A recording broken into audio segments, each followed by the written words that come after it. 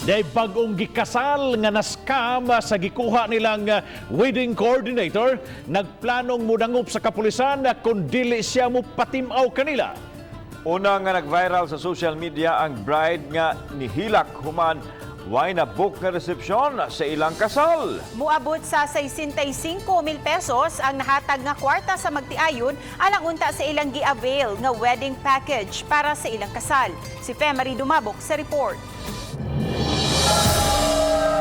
Malipayon pa ang bagong gikasal nga sila si Cherry Pie ug Arniel sa Tingasin ug ang ilang mga dinapit sa pagtapos na sa ilang kasal sa San Roque Parish sa Lipata sa lungsod sa Milanilla gahapon sa hapon.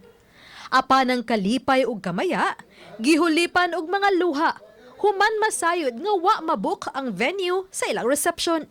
Misangpot kini sa pagdangoy-ngoy sa bride nga si Cherry Pie nga nag-viral karon sa social media.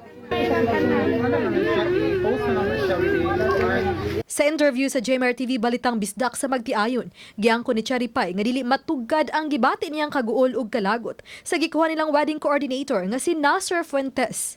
65,000 pesos ang ilang gibayad nga wedding package apan nahugras sa wa. Pait kay mama, lalimang kagipanggutom na sila tanan. Ang nagsagol tanan ang kaulaw sa man ma'am kasagol ang kaulaw. Oh, kaulaw na tanan. Kalagot. Pananghin sa iyang team. Palit siya wine for kanang kuan dyan eh.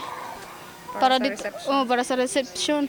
1 og 2 PM wala na magid siya ni balik mamoto sige tawag iyang mga kauban. Wala siya sa church.